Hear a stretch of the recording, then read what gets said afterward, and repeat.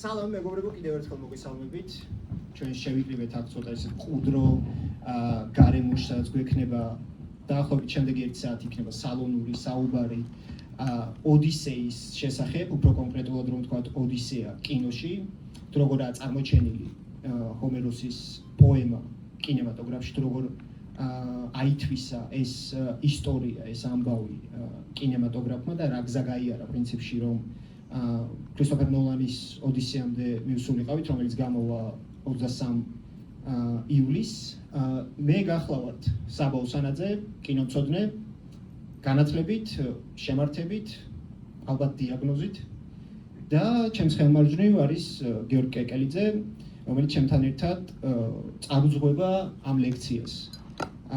ლექციას, რომელიც პრინციპში უფრო ესე თავისუფალი საუბარი უფრო იქნება, თავისუფალი საუბრის ფორმატი უფრო იქნება, ვიდრე ლექცია და რაღაც უფრო აკადემიური ფორმატი ნაკლებად იქნება და საწყის თემად, რაც უნდა განვიხილოთ, პრინციპში სანამ გადავართ უშუალოდ კინოზე, ჩემი აზრით უპირიანი იქნება, რომ განვიხილოთ თავად ეს პოემა, რომელიც დაიწერა 3000 წლის წინ და რომელიც დღემდე პრინციპში არ კარგავს ინტერესს და ასეთ თემას ჩამოვაგდებდი. ლევან ბერძენიშვილის თავის ლექციაში ოდისეაზე აქვს ნათქვამი, რომ ბორხესმა შექმნა ეს ჩამოაყალიბა ეს შეხედულება, რომ სულ არსებობს 4 ისტორია, ეს არის რაღაც ქალაქი ალყაშია, ეს არის დაბრუნების ისტორია, ეს არის ძიების ისტორია და ეს არის ღმერთების თვითკლობის ისტორია და ეს ყველა ისტორია ოდისეაში გვაქვს 4-ვე სიუჟეტი.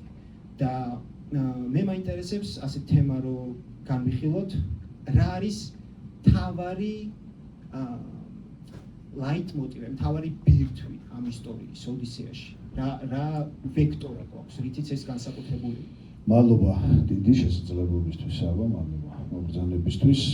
მოკლედ, მიუხედავად იმისა, რომ ბორხესისეული სტრუქტურის 4-ვე თავი, 4-ვე გამოვლენა ოდისეაში მოიძებნება, მეტნაკლებობით მომებრევია. ოდისეა ალბათ იმ თავითვე და დღემდე არის ტექსტი, რომელიც გულისხმობს ერთ მთავარ და რაღაც თვალსაზრისით ფუნდამენტურ მითოლოგიას, არა მხოლოდ ლიტერატურაში, არამედ ზოგადად ადამიანის ცხოვრებაში. ეს არის წასვლის და დაბრუნების მითი. წასვლის და დაბრუნების მითი გულისხმობს დაბრუნების ვნებას და არა მაინდა-მაინც ჩადენილ აქტს. თუმცა ოდისეუსის შემთხვევაში ეს ასეც ხდება. გულისხმობ იმას, რომ რეალურად მსოფლიო ლიტერატურაში ამ თვალსაზრისით გამოყოფენ 3 ძირითად მოდელს. გულისხმობ გმირის მოგზაურობის მოდელებს. ერთი ეს არის ოდისეა და ოდისეუსის მოგზაურობა, რომელიც მერე გრძელდება, ბუნებრივია, აქტიურად მსოფლიო ლიტერატურაში ყველა მის ძირითად გამოვლენებისას, გულისხმობ ამ შემთხვევაში მიმდინარეობებს. ეს არის ფოლკლორი და ქართულ ფოლკლორში ამ თვალსაზრისით ძალიან ყურადსაღები არის ტექსტი მიწა თავისას მოითხოვს, რომელზეც მე შეგვიძლია რომ ცოტათი შევჩერდეთ კიდეც განსაკუთრებით პიავალის როცა ვილაპარაკებთ. არის რენესანსის ეპოქა, რომელიც რეალურად მთლიანად დაეყრდნო ამ მოდელს, მაგალითად დანტე, თავის კატაბაზისით, სერვანტესი, გულივერის მოგზაურობა, ავთანდილი, რომელიც ადრე რენესანსული ტექსტის ნაწილია, ვერხვის ტყავასამს გულისხმობ და მერე კიდე სხვა დანარჩენი ტექსტები, რომლებიც ზოგი მსოფლიო მასშტაბის არის, ზოგი ნაკლებად და მოდერნიზმი ბუნებრივია, რომელმაც მერე ეს ყველაფერი ძალიან აქტიურად იმემკვიდრება და ცხადია პირველ რიგში გვახსენდება ჯოისის სულისე, როგორც გმირის მოგზაურობა უკვე საკუთარ თავში, ერთი დღის მანძილზე, ერთი დღის ოდისეა და მერე უკვე ბუნებრივია უამრავი სხვადასხვაგვარი ინტერპრეტაცია, მათ შორის ცხადია ეს არის ბოლო ინტერპრეტაციები, როგორც არის მაგალითად შმიდტის სულისე ბაღდათიდან და ასე შემდეგ და ასე შემდეგ. არის ისეთი ტექსტები, სადაც ოდისეა და ოდისევსი ასე პირდაპირ და იოლად არ ჩანს, როგორც პოსტმოდერნში ითვლიან ეს რაღაც რიზომული ტექსტები, სადაც შენ უკვე რაღაც ცოდნით უნდა შეაბიჯო და შეიძლება მესამე, მეოთხე საფეხურში მოძებნო და დაინახო ეს იდეა, ეს სახეხადი, ისე როგორც ფილმებში და მე დარწმუნებული ვარ, რომ საბა ამაზეც ისაუბრებს, ანუ ისეთი ტიპის კინემატოგრაფში, რომელიც მაინც და მაინც პირდაპირი ენით არ გველაპარაკება და გარკვეულწილად თქვათ ცდილობს რომ არც ფლად იგავური, არამედ უკიდურესად თქვათ ერთი შეხედვით დაშორებული, მაგრამ მეორე მხრივ კარგი დაკვირვების შედეგად ამოსაცნობი თქვათ მეტაფორით მიგვიყვანოს სათქმელამდე და ბუნებრივია ხო თანამედროვე ეპოქა, სადაც ოდისევს ასევე აქვს ძალიან დიდი გავლენა.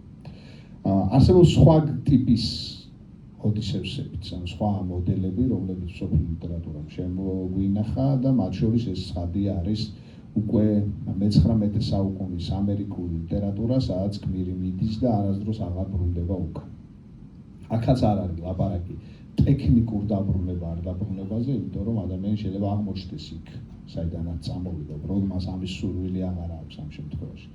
ასეთი სამი ტიპის ტექსტია, ეს არის ჰერმან მელვილის მობი დიკი, ეს არის ედვარდ ჰეილის უსამშობლო კაცი და ყველაზე ცნობილი ალბათ და ყველაზე უფრო პოპულარული ეს არის მარკ ტვენის ჰეკლბერი ფინის თავგადასავალი. ხო, ეს იწყება ძალიან ისეთი ესკატოლოგიური ამბებით, რომელიც როგორც წესი ბავშვის თვალისთვის მაინც და მაინც შესამჩნევი არ არის, მით უმეტეს თუ ამ განწყობით გითხულობთ ამ ტექსტებს და ნუ თამაშდება ბევრი რამ, მათ შორის არის ერთი ძალიან დიდი და მნიშვნელოვანი ამბავი, ვისაც ეს ტექსტი გახსოვთ, ჰეკლბერი ფინის თავგადასავალს გულისხმობ, მან ხდება ესეთი ამბავი, რომ ჯერ პირველი ის რომ ის ტოვებს თავის ფულს $5,000 ძალიან უცნაური საბანკო გარიგებით $1 იხდის ამაში და იმას წვალებით იღებს და მოგეცემებათ რომ ის რაღაცა შემთხვევით მის სახელზე არსებული ფული იყო და ქალაქს ვერ ტოვებდა და ამიტომაც მოხდა ეს ამბავი, მაგრამ მერე ხდება კიდევ უფრო მნიშვნელოვანი რამ წარღვნის გათამაშება, მისი პიარი ადიდებული ჰეკლბერი ფინი გარბის ამ შემთხვევაში თქვათ თავის დახსნილ ფერადკანიან ჯიმისთან ერთად და ნუ დაინახავს რომ სახლები არის მოგლეჯილი და მოდის ამას კავშირი აქვს ძალიან ოდისეასთან და ამიტომაც ვლაპარაკობ ასე ხაზგასმით. შედის ჯიმი ამ სახლში და ნახულობს რაღაცას, გამოდის ცოტა შეშფოთებული, მაგრამ არაფერს არ ეუბნება ჰეკლბერი ფინს. და რაღაც ხნის მერე ეუბნება რომ ამ სახლში იყო მამამისი, მკვდარი. ეს ძალიან მნიშვნელოვანი აქტია. განსხვავებით მაგალითად ოდისევსისგან, რომელსაც ელოდება საკუთარი სახლი. ამ კონკრეტულ შემთხვევაში ჰეკლბერი ფინმა ყველაფერი დაკარგა, ხო? აი როგორც ვაჟა-ფშაველას ძალიან ცნობილი ტექსტი არის მოგლიჯა სახლი ლიბოით, სახლის მოგლეჯა საფუძვლიანად არის სიმბოლო იმისა, რომ შემთლიანად წხდები იმ ადგილს, სადაც შენ დაიბადე, ხო? თან მამა კვდება და არის წარღვნის ერთგვარი სიმულაცია. და ჰეკლბერი ფინი მიდის და სადაც მიდის და სადაც ჩერდება, ყველგან ახალ სამშობლოს შობს. და შესაბამისად თქვათ, ეს არის ახალი ტიპის ოდისევსი. არის მესამე ტიპის გზა, რომელიც შემოგთავაზა ხულიო კორტასარმა თავის ძალიან ცნობილ ტექსტში, რომელიც ორი თარგმანი არსებობს ქართულად, ეს არის სამხრეთის გზატკეცილი და სამხრეთის შარაგზა, სადაც ავტორი გვეუბნება, რომ არც ოდისევსის გზა არსებობს ამ წუთას და არც ჰეკლბერი ფინის გზა. ან უფრო უკეთრო ვთქვათ, ორივეა, მაგრამ არც ერთი არ არის. მოგხსენებათ რომ დამაშტება იგივე ამბავი, რომ ადამიანები დგანან საცობში და მიდიან და შესაბამისად თქვათ თან არ მიდიან. ხო? რო კითხოს ვიღაცა ხო მაშინ მობილური ტელეფონი არ იყო ცხადი, რომ დაეურეკოს და კითხოს რომ სად ხარ, ისე თქვის რომ არ გზას. მაგრამ თან არის გზაზე, მაგრამ ეს გზა არ მოძრაობს. რო კითხოს რომ სად მიდიხარ, ეთქოს რომ მიდივარ პარიზში, მაგრამ პარიზი არის თვალშესახები, ხელშესახები არ არის. ეს სამი ძირითადი მოდელია მსოფლიო ლიტერატურაში. სამივე დიდწილად ეყრდნობა ან ოდისევსის გზის გამეორებას, ან უარყოფას. ან ოდისევსი თავისი არსით არის ამ ყველაფრის ამოსავალი წერტილი. ხო, ადამიანი მიდის და ბრუნდება უკან. ეს ძალიან ცნობილი ქართული ხალხური ზღაპარი, ვიცა თავისას მოითხოვს, არის ამის წყინვალე და კლასიკური გამოვლინება, როდესაც გმირი მიდის უკდავების აძებნელად, იპოვის ამ უკდავებას ერთადერთი პირობით, რომ არასდროს არ უნდა დაბრუნდეს უკან. და გადის 1000, 1000, 1500, 1700, 2000, 5000 წელი ამ სპეციალურად ამბობ, არაფერი არ დახვდება უკან. ანუ არც ადამიანები, არც არავინ და მაინც გადაწყვეტს რომ უკან დაბრუნდეს.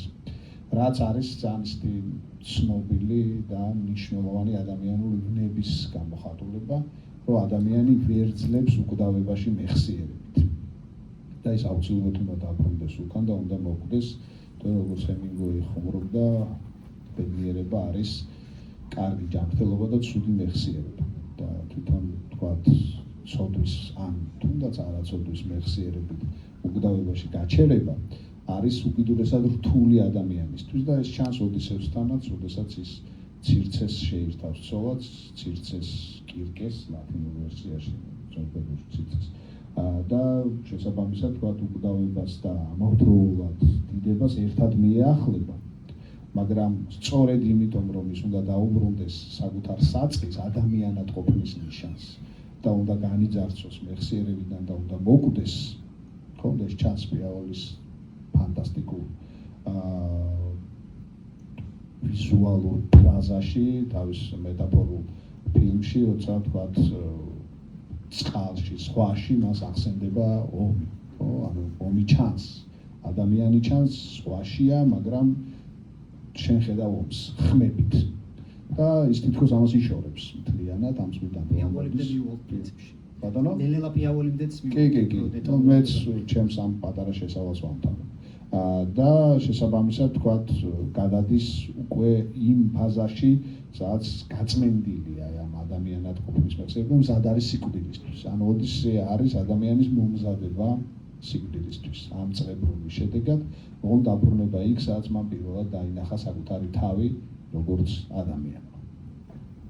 ცირე ლირიულ გადახვევას გავაკეთებ დასაწყისში დამოვიდა მეთქვა, მეგობრებო, ლექციის დასასრულს გვექნება ცირე დისკუსია და ჩვენი პარტნიორი კომპანია, რომელიც ამ პოდკასტის კი არა და პოდკასტი უკვე ენაზე მახსოვდა, იმახსენდება. ამ ლექციის წარმომადგენელი არის Blinkpostersi და ლექციის ბოლოს დისკუსიაში, ვინც მიიღებთ მონაწილეობას, გექნებათ შესაძლებლობა, რომ მიიღოთ ნოლანის ფილმოგრაფიის პოსტერები და დისკუსიის შემდეგ დაგირიგდებათ ეს პოსტერები. ახლა დაუბრუნდეთ ოდისეას. საინტერესოა, რომ ლიტერატურამ და სიტყვამ უფრო უხვად აითვისა და უფრო უხვად გადაიაზრა ოდისეა თავად ეს ისტორია, ვიდრე კინემატოგრაფმა. მიუხედავად იმისა, რომ კინემატოგრაფში პირველი ეკრანიზაცია ოდისეის, უпростоრად ოდისეის კონკრეტულად ერთი ისტორიის, კალიფსოს ისტორიის არის 1905 წელი, ეს არის ჟორჟ მელიესი, მხატვრული ფილმების მამა და ამ პერიოდში აქტიურად იყო გადაღებული ოდისეა. მიუხედავად ამისა, კინემატოგრაფმა რეალურად დიდი ხნის განმავლობაში დაივიწყა ეს ამბავი. უფრო მეტად ეკრანიზირებული იყო ილიადა, რასაც პრინციპში ძალიან გასაგებ მიზეზი აქვს, იმიტომ რომ ილიადა უფრო ბატალურია, უფრო აქტიურია და რა თქმა უნდა ომზეა და უფრო სახვითია ვიდრე ოდისეა. ოდისეა ბევრად შინაგანია. და რაც თავარია, ყავს ორი პროტაგონისტი. ილიადას ეს ძალიან მნიშვნელოვანია ფილმისთვის და აქ ერთია რეალურად და ის დანარჩენი ბევრი ყოფილა გინდა. უბრალოდ ამერტის არსებობა. ამერტის გამოხატვა, ამერტის რაღაც შინაგანი სამყაროს გამოხატვა პრინციპში და ოდისეას კინემატოგრაფი აქტიურად დაუბრუნდა, შეგვიძლია ვთქვათ აქტიურად დაუბრუნდა 50-იანი წლებიდან. ეხლა შევეცდები შემდეგი სლაიდის ჩართვას.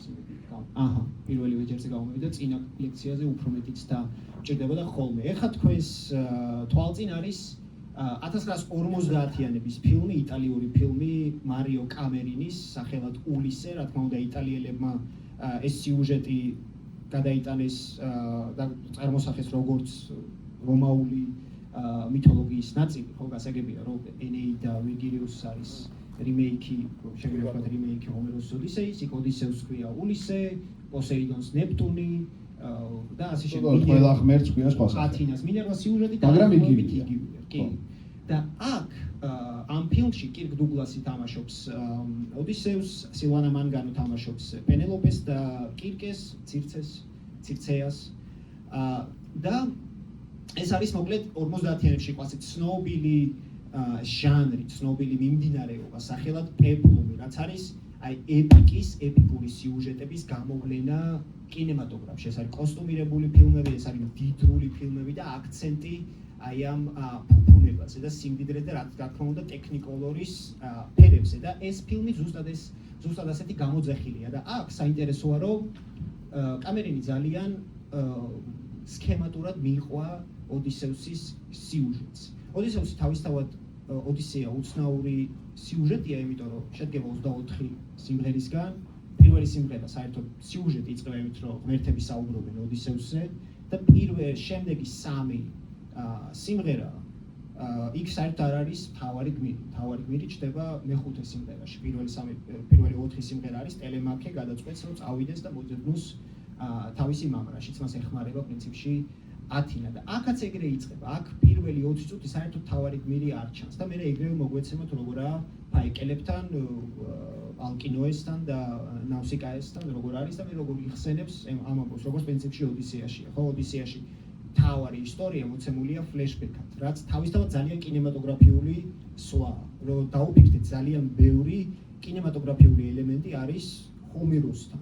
იქნება ეს არახაზობრივი თხრობა, იქნება ეს დროის არევა, იქნება ეს პარალელური სიუჟეტები, ფლეშბეკები, ყველაფერი ის, რაც კინემატოგრაფმა ძალიან კარგად აითვისა. ლიტერატურაში თავისთავად არის ეს ყველაფერი. ლიტერატურაში უფრო ადრე იყო თავისთავად, უფრო ადრე აითვისა ეს ჰომეროსის ამაგი ლიტერატურა ვიდრე კინო, უნებრივია. თუმცა კინოსთვისაც ეს ძალიან დამახასიათებელია, მაგრამ აქ ეს ელემენტები თითქმის არ არის.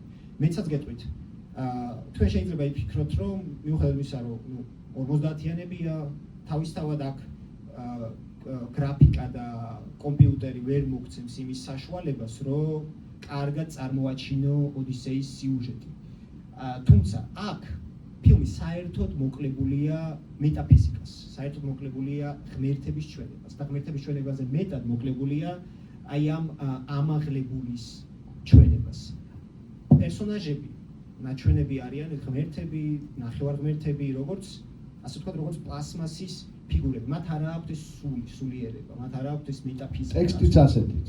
ტექსტიც ეგეთია თქვენ თვით? იმიტომ რომ რეალ კი, რა თქმა უნდა, იმიტომ რომ ჰომეროსი ითვლება პირველ ავტორად, ჩვენ არ გვაქვს გამოცდილება და მეხსიერება იმის სხვა ავტორები რასაკეთებდნენ მანამდე, მაგრამ მითოლოგია ხო არსებობდა დომინაციური.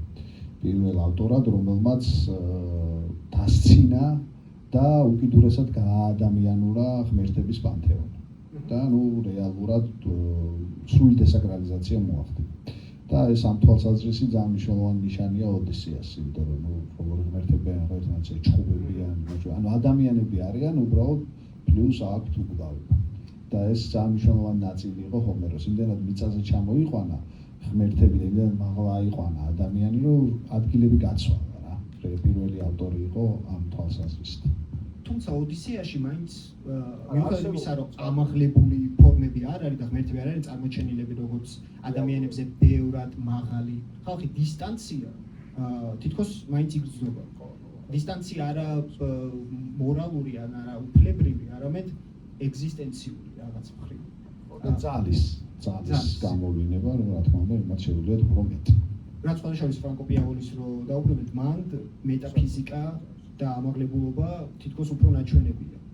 ვიდრე მაგალითად აქ, რომელიც ეს არ ითვლება იმდენად კარგ მაგალითად როგორ შეგიძლია ოდისეა აჩვენო და შემდეგ სლაიდზე რა ფილმიც იქნება მოცემული.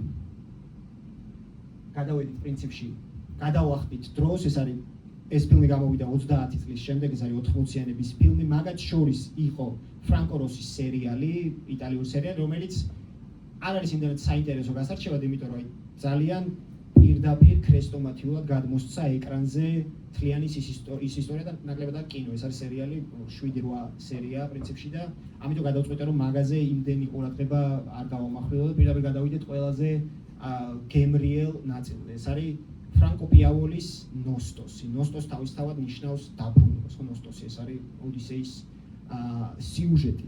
ფრანკო პიავოლი უცნაური რეჟისორია, რომელიც ძალიან საინტერესო, ძალიან მრავალფეროვანი ფილმოგრაფია აქვს. ძალიან ექსპერიმენტული, არც თუ ისე მომხიბვლელი რიგით მაყურებლის, რომელიც არ არის შეჩვეული, რა თქმა უნდა, ექსპერიმენტულ კინოს. თუმცა შეიძლება ითქვას, რომ ყველაზე ორიგინალური გააზრება ოდისეის ისტორიის ხდება აქ. იმიტომ რომ აქ პირველი რაც ხდება თვალში, როცა უყურებ, ეს არის ენის გამოგონილი ენა, რომელიც არ არის თარგმნილი საერთოდ, არანაირი სუბტიტრები არ არის, ეს არის სანსკრიტის და ძველი ენების გაერთიანება. ლათინური ძველი ბერძნული სანსკრიტი. მაგათ გაერთიანება და არეულია გრამატიკულად მთლიანად და მხოლოდ ემოციამ უნდა გიკარნახოს, რას ამბობს გმირი. და თითქოს ერთი შეხედვით უბრალოდ რამდენიმე შეხედვით შეგვიძლია ვიფიქროთ, რომ მეტაფიზიკას სწორედ ეს ენა აძლევს ამ ფილმს. თითქოს აი ენა აქ არა როგორც კომუნიკაციის ფორმა, არა როგორც ინფორმაციის გადაცემის ან გმირის შინაგანი მდგომარეობის გაგების ფორმა, არამედ რაღაც ღვთაებრივი ეთერს ჩაყბერავს სურათში და ასე აცოცხლებს ამ სურათს ამ ფილმში. და საინტერესოა, რომ ბევრი სხვადასხვა ხერხი არსებობს, როგორ აჩვენეს ოდისევსი ეკრანზე და ფრანკო პიავოლის აქვს ჩემი აზრით ყველაზე ორიგინალური ხერხი თუ როგორ აჩვენა მან ოდისევსი. ეს არის შემდეგ სლაიდზე გამოჩნდება. მან ოდისევსი ფილმის დასაწყისში გვაჩვენა ჩრდილში. თავიდან ბოლომდე ვხედავთ მის სილუეტს. თითქოს როგორც ადამიანის, რომელიც ბოლომდე არ არის ჩატვირთული, ბოლომდე არ არის გამოსახული და აი მისი სახლში დაბრუნების გზა, რომელიც სინამდვილეში შინაგანი გზა, კინოენაზე ითარგმნება ასე, ის ჩრდილშია და ის უნდა გამონათდეს, მაგრამ დაინახოს ეს სინათლე, რაც პრინციპში ბოლოსში ჩანს, მიუხედავად იმისა, რომ ადამიანის გასაგები ფინალი ბოლოს არ არის, დაბრუნდა თუ არ დაბრუნდა, მაგრამ ჩვენ ბოლომდე არ ვიცით. ხედავს პენელოპეს ხედავს, თუმცა თვითონ რეჟისორი პიაული ამბობდა, რომ ეგ თლად ორაზროვანი არის, ბოლომდე გასაგები არ არის. და საინტერესოა, რომ ეს რეჟისორი მხოლოდ იტალიის საზღვრებში არის, თუმცა მასე ლიტერატურა ძირითადად იწერება. ქართულად მაგალითად გულში რო ჩაწეროთ დაუცაა. არა მარტო ქართულად, პრინციპში სხვა ენებზე ძალიან ისეთი იტალიის საზღვრების რეჟისორია. და არის ძალიან კარგი რეჟისორი. შვენიერი. და ვფიქრობ, რომ ეს არის ალბათ საუკეთესო ეკრანიზაცია ოდისეის, ჩემი აზრით. უფრო ზუსტად რო ვთქვათ, თუ ამ ტიპის ეპიკურ კლასიკა შეეჭიდები, მე მგონია, რომ კინოენა ყველაზე უფრო ზუსტად მუშაობს ამგვარ ჭრილში. ძალიან ძნელია, რომ სხვანაირად მაღალი ინტელექტუალური და კარგი ფილმი გადაიღო. შეიძლება გადაიღო კარგი ბლოკბასტერი. და ამის მაგალითები გვაქვს, ხო? ან თქვათ, კარგი რაღაცა ეპიკური დრამა, ტექნიკური აზრით. შეიძლება ვთქვათ, დაგეხმაროს თანამედროვე საშუალებები. ვნახოთ ნოლანს რა დაეხმარება. ცოტა სკეპტიკურად ვარ განწყობილი ამ ფილმის მიმართ, წინასწარ კასტის გამო და დამოკიდებულების გამო ზოგადად. თორემ პოლიტკორექტულობა და ვოუკიზმი და ცუდ გავლენას ახდენს ზოგადად ხელოვნებას. ჩემი აზრით, მაგრამ ეხლა ეს შესახედი ამბავი. მაგრამ ვფიქრობ და ეს ბევრჯერ დადასტურებულა მხოლოდ ოდისეას არ ეხება. რომ ძალიან რთულია გადაიღო კლასიკა, ლიტერატურული კლასიკას გულისხმობ. თუ შენ არ ხარ ავტორი, რომელიც გაექცევა ავტორს.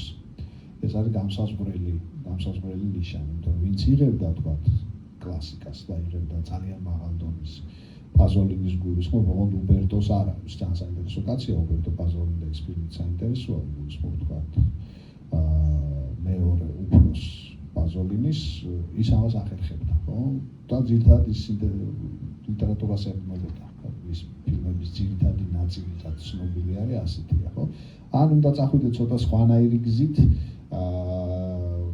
და მე მომწონს ეს გზა სხვა შორის და ისიც ძირითადად ისე მიღებებს აკეთებდა მხატვრული ლიტერატურისა, ეს არის კუბრიკის გზა, ხო? მაგრამ ხო, აი ასეთი ტიპის ეპიკურ კლასიკას რაც შეეხება, მე ვფიქრობ, რომ პიავოლიმ ყველაზე უფრო ზუსტად გააწყვეტა და თქვენც გირჩევთ ყველას, რომ ნახოთ ეს ფილმი ამ თქვათ სერიის პარკლებში, სხვაებიც ანახავია ცხადია ალბათ ანგელოპულოსზე წიტყვიორ სიტყვას. საინტერესოა, რომ აი პიავოლიზე ცოტა მეტი რო შევჩერდეთ. ოდისევსის მთავარი მახასიათებელი თვისება, შეიძლება ჩავთვალოთ და თუ არ არის ეგრე თქვენ ან დამიდასტურეთ ან უარყავით, არის მისი პირველ რიგში ის რომ სტრატეგოსია, ის რომ წინამძღოლია და ცოტა ცბიერება. რაღაც მამაცი ნაცარქექია, შეგვიძლია ეგრე შევაფასოთ და მისი ცბიერების ინსტრუმენტი რა თქმა უნდა არის ენა, ხო? ციკლოპთან მიმართებაში, ფაიკელებთან მიმართებაში, როგორ მალავს მის ვინაობას და ასე შემდეგ. პიავოლი ეს იარაღი წაართვა მას. გადაიღო უსიტყვო ოდისევს წაართვა მისი განსაზღვრელი იარაღი და მითოლოგიაში ხომ მნიშვნელოვანია, რომ კონკრეტულ გმირს გონდეს მისი კონკრეტული დამახასიათებელი თვისება. თქვენი აზრით ეგ ართმევს თუ არა ოდისევს თავის მითოლოგიას. იცი რა, ამ ტიპის ფილმების ერთი ალბათ დამაზარალებელი პუბლიკის თვალსაზრისით დამაზარებელი ნაწილი არის ის, რომ რეალურად ის ყოველთვის გულისხმობს წინასწარ რაღაც ცოდნის არსებობას. ანუ დიავოლი იგულისხმა მაყურებელი, რომელმაც უკვე იცის, რომ ოდესმე არის მოხერხებული. და მას აღარ დასჭიროებია რაღაც ტიპის სცენების გათამაშება ამ არგუმენტის სასარგებლოდ. ხო, ოდესმე არის ჩვენ თქვით, რომ თქვა ჰომეროსი ღმერთების პანთეონთან დაკავშირებით როგორ იქცევა, ხო? ადამიანებთან დაკავშირებითაც ის ამ თვალსაზრისით გარკვეულ რევოლუციას ახდენს, იმიტომ რომ მანამდელი გმირები ჩვენ ვიცით, რომ არის გმირები, რომლებიც ძალიან გვანან ღმერთებს. ანუ ისინი იდეალურები არიან, უკვდავებიც არიან ლამის, უძლეველები არიან, ოღონდ ძირითადად უძლეველები არიან საკუთარი ფიზიკური ძალისგან. შემოხავს ოდისევსი, რომელიც წინ დააყენებს გონებას, ოღონდ გონება თავის მხრივ წინ დააყენებს ამბავს, რომელიც ყოველთვის არ მუშაობს მორალის სასარგებლოდ. ანუ ოდისევს შეუძლია რომ მოიტყუოს, ოდისევს შეუძლია რომ რაღაცა გაწიროს, ოდისევსმა შეიძლება ისეთი რაღაც გააკეთოს, რასაც სადღაც ვთქვათ, რომ რაღაც სასკოლო სახელმძღვანელოში ტაშს არ დაუკრავდნენ. მაგრამ ის არის ადამიანი, ანუ ჩვეულებრივი ადამიანი, როგორც მე და თქვენ ვართ. და ამას ხატავს ჰომეროსი. რაც შეეხება დიავოლის ამბავს, მე მგონი რომ მას ეს აქასად დარჯილდება. ეს არის მეტაფორებით სავსე უკიდურესად პოეტური ფილმი, ყველა ინტიმური დეტალები იქნება, სხვა ნიუანსები იქნება, არის ცალკე აღებული ძალიან ესთეტიკური სცენა და ჩემი აზრით კიდე ერთხელ ვამბობ, კარგი თუ მაინდა-მაინც ნომერ პირველი არა, ერთ-ერთი საუკეთესო ინტერპრეტაცია ოდისეის. ანუ ფორმა იმისა, როგორ უნდა იმუშაო კლასიკასთან, ჩემი აზრით. ეს მესმის, რომ არ არის საყოველთაო, ახლა კინოთეატრში ეს გაუშვა ორი ადამიანი, ალბათ სანახავად, მithumetes ვთქვათ, წინასწარ ეწოდინება რა უნდა ნახოს, მაგრამ ხელოვნების არსი ყოველთვის არ არის მასობრივი. და შესაბამისად, ხო, ამ თვალსაზრისით ძალიან მნიშვნელოვანი ამბავი. დიავოლის შემთხვევაში და არ მხოლოდ დიავოლის შემთხვევაში ექსპერიმენტულ კინოს და პოეტურ კინოს სულ ის უპირატესობა ჰქონდა, რომ ექსპერიმენტულ კინოს აქვს საშუალება გააჩინოს ახალი მხატვრული ხერხები, იმიტომ რომ მათ აქვს საშუალება, რომ არ კონდეთ კომერციაზე გათვლა და შესაბამისად ამით იბადება ახალი მხატვრული ხერხები, როგორც არის მაგალითად ეს, როგორც არის ის, რომ კინოში ფრანკო დიავოლი პირველია, რომელმაც ოდისევსის ისტორია გვაჩვენა როგორც მისი შინაგანი ისტორია. აი, თუნდაც ეს სცენა გამოქვაბულში რეალურად არის არ არსებობს ეს სცენა მანამდე სიუჟეტში, მაგრამ ეს არის მისი შინაგანი არ ზღვის სცენა არსებობს. ზღვის სცენა ისედაც ძალიან საინტერესოა, მე ვახსენე უკვე და ზოგადად ეს სცენა მაგალითად ფსიქოთერაპევტების თქვა, ფსიქოთერაპევტების საყვარელი სცენად ითვლება, იმიტომ რომ PTSD-ს რასაც ეძახიან, პოსტსტრესული აშლილობის ისეთი ძალიან კარგი ვიზუალური გამოხატულება. როგორ რჩება ომი ადამიანში და როგორ თქვა მოქმედებს ის, როგორი ცოცხალია ის, ხო? და თურმე როგორც წავიკითხე, ძალიან ბევრი ისეთი კარგი ფსიქოანალიტიკოსი ამ სცენას იყენებს თავის კვლევებში და აჩვენებს თავის პაციენტებსაც, იმიტომ რომ ძალიან კარგი ვიზუალიზაცია, განსაკუთრებით მათ, ვინც ომში იყო. და ომის თქვათ ტრავმა მოიხსენებათ, რომ არის ერთ-ერთი ყველაზე მძაფრი და თითქმის მოურჩენელი.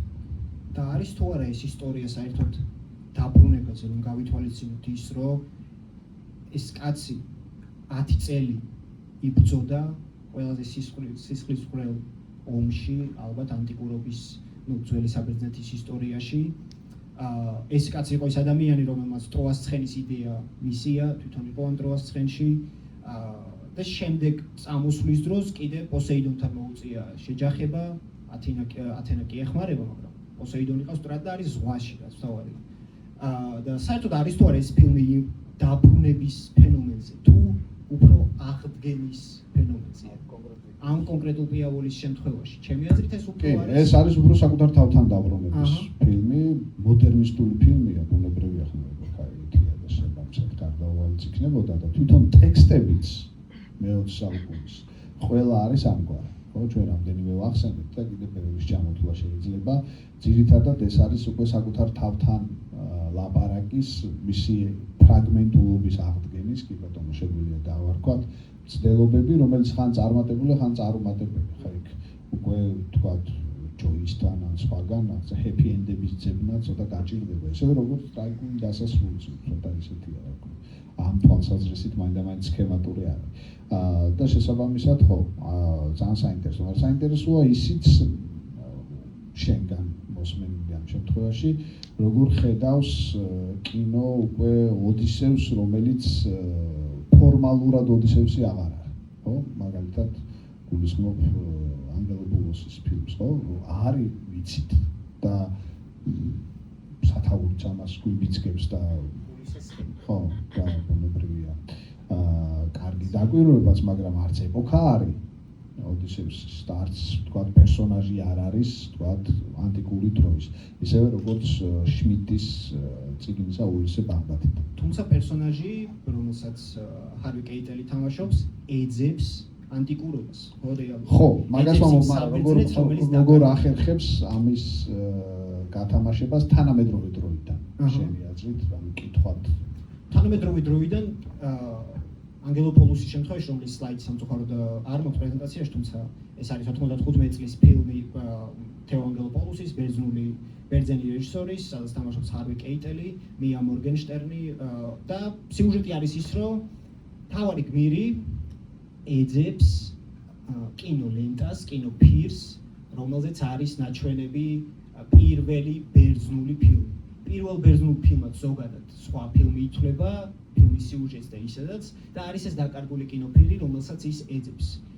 და საინტერესოა, რომ ამით რეალურად ეს პოლიტიკური განცხადება უფრო ვიდრე რა თქმა უნდა ეგზისტენციალურიც არის, მაგრამ ამასთან ერთად პოლიტიკური კონტექსტსაც აქვს ამას, რომ ის ეძებს ახალ საბერძნეთს, რომელიც სინამდვილეში ძველია და ჩვენ ხო ვიცით საბერძნეთის ისტორია, რომელიც დამოუკიდებლობა მოიპოვა მე-19 საუკუნიდან და საბერძნეთში სულ არის ეს დისკუსია, ვარ თუ არა ჩვენ ანტიკურობის მემკვიდრეები, რა თქმა უნდა თვითონ ბერძნები რა თქმა უნდა იმ იდეის მომხრები არიან, რა თქმა უნდა არიან ანტიკურობის მემკვიდრეები, მაგრამ ეს ფილმი აი მაგ კითხვას სვამს.